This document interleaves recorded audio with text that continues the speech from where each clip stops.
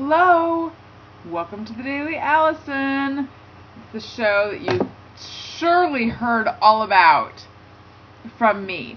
Anyway, I'm Allison, and welcome! Today is Friday. It is the beginning of a 3-day weekend. I'm going to turn this fan on because I'm hot. And I don't mean sexy, even though I do. Turn on, fan. I'm not mechanically inclined. Anywho, today I did the 404 earlier, and now I'm back, and I'm excited to introduce my guest. First, though, I want to tell you some interesting news for those of you who have kept up with this Dog and Pony show from the beginning.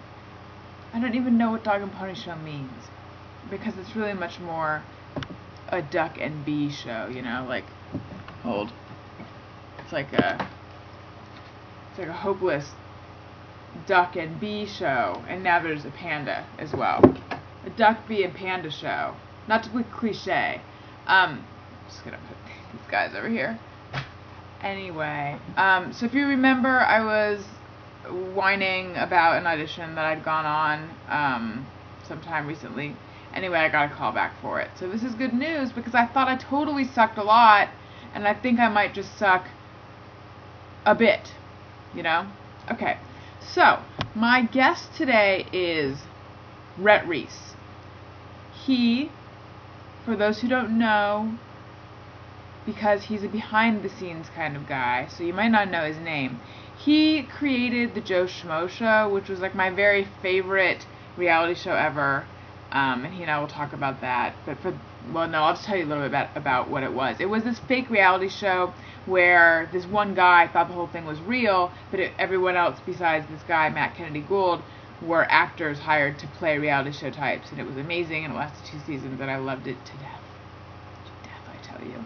And then also he has a movie now coming out called Zombieland, and he has another movie after that called Earth versus Moon. My money's on Earth, you know, except for once a month. Every month it's on Moon. And I think a lot of other projects. He's just like got his hands in all the pies. Okay, let's call him.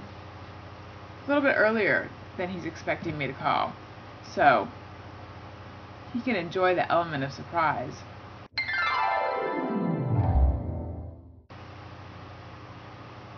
Hey Allison, what's up? Hello, Rhett Reese. How are you? Good, how are you?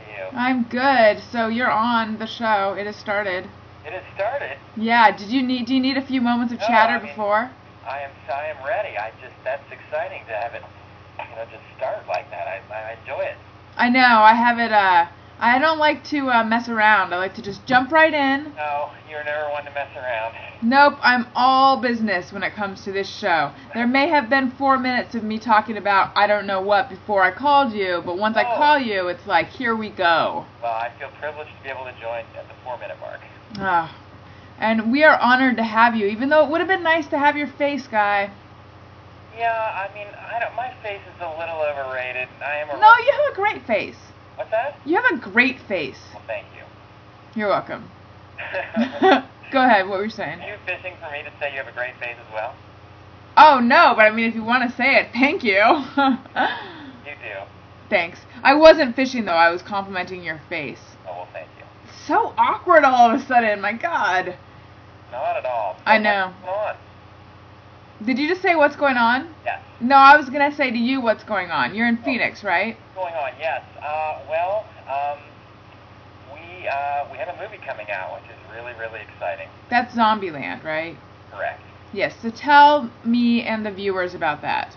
It occurred to me that, all of my fears and the kinds of things that would be maybe maladaptive in a normal society might actually help you in a world where when you walk outside there's a zombie who might eat you. And so I thought it would be really cool to do a character who was basically a shut-in, a real wuss, who by virtue of his carefulness and by virtue of his always trying to think 2 steps ahead to prevent himself from being afraid of anything, actually survives a zombie apocalypse. And so that was pretty much the genesis of it.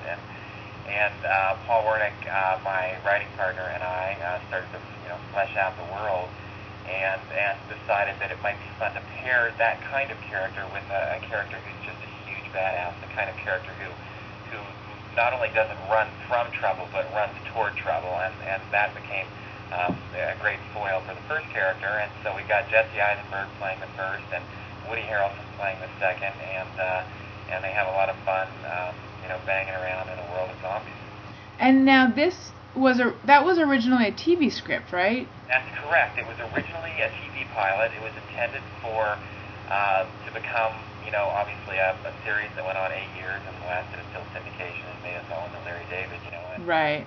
It unfortunately... It could be called Curb Your Zombies.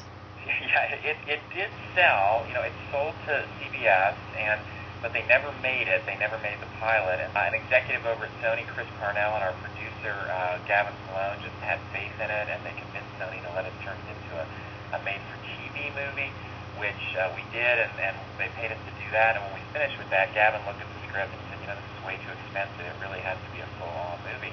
And so he called the people at Sony Pictures, and the script made the jump from one to the other, which was a miracle that never, ever, ever happened. Right. It may have never even happened before, ever. Like, it's that rare. Now, are you telling other journalists this story, or is this just my scoop? It's out there, huh? You're getting some variation of this. I'm giving you a very special edition, though. Thank you. Thank you. Now, then you also have Earth versus Moon, right? Yeah, Earth versus Moon has been a while in the making. We're doing the second draft now, and it's big and it's grand, and we have this pipe dream of getting Will Smith to do it. We even named the character Will to try to entice him. As though, that would help. He picks up the script, he looks, he's like, Will? Oh my gosh, I might be right for this. Now I can really see it. I know. It's really embarrassing. In fact, our agent has accused us of being huge hacks for that reason. What does he know, Yeah, I know, exactly. Yeah, it was just, I don't know. And let us talk about the fact that there's a show on TV right now called Reality Hell. Have you seen it? No, I haven't seen it. You've heard about it, right? Yeah, I know what it is. For those who don't know, do you want me to describe it or do you want to? It's basically Joe Schmo. Yeah, it's a rip-off of our show. It's a rip-off of our show. I mean, I hate to say it, but it's so similar. I think it even had a smarmy host, and it also had fake competitions. I didn't get a chance to watch what they were, but I have a feeling it was like All Hands on the High-Priced Hooker. You remember it well. That was one of my favorite shows, that and Facts of Life. Oh, and I didn't care much for that one, but the first one you mentioned I actually liked, yeah. No, yeah, it's funny, all these emails have been flying around among people who worked on Joe Schmo, and everybody's incensed, and just, reality TV is really the Wild West, and there's really no recourse, because in reality TV, you can really only sue over the execution of an idea, not the idea itself. So is the second season out on DVD? Yes. Season 2. When did this happen? About a month ago, or maybe 2 months ago. It's like middle of July, something like that. I totally need to get a copy because I mentioned Joe Schmo on Twitter, and then someone tweeted to me that they loved it, particularly season 2. Is it on DVD? And then since, I've elected myself president of the East Coast Joe Schmo fan club, I wrote back, I'm like, sadly no. And I was giving him misinformation. I mean, find that man and track him down, and now obviously there'll be other viewers watching, and they'll know. But, yeah, I mean, it's got a half-hour extra that no one ever saw on TV because there was one 90-minute episode that included, in fact, the cameo of Matt Kennedy Gould. So. I must own this piece of television history. I could send you one, but really you could buy one for about $10. It's really cheap. I don't have $10. That's how cheap it is? Yeah, it's really cheap. Wow. The first one's like $35, so it's a relative bargain. And I bought that one. Well, this one is priced to move. Well, listen, this has been really awesome. Unfortunately, we're out of time, but I'm going to give you a call when this is over so that we can catch up more. Absolutely. I would love it. So thank you so much. Thank you. Enjoy the show a lot. And, thanks. And maybe next time my gorgeous face can be a part of it. I hope we'll get a chance to see your masterpiece of a face. Thank you. Okay, I'll talk to you All right, later. Bye. Bye. Alright, you guys, if you enjoyed that.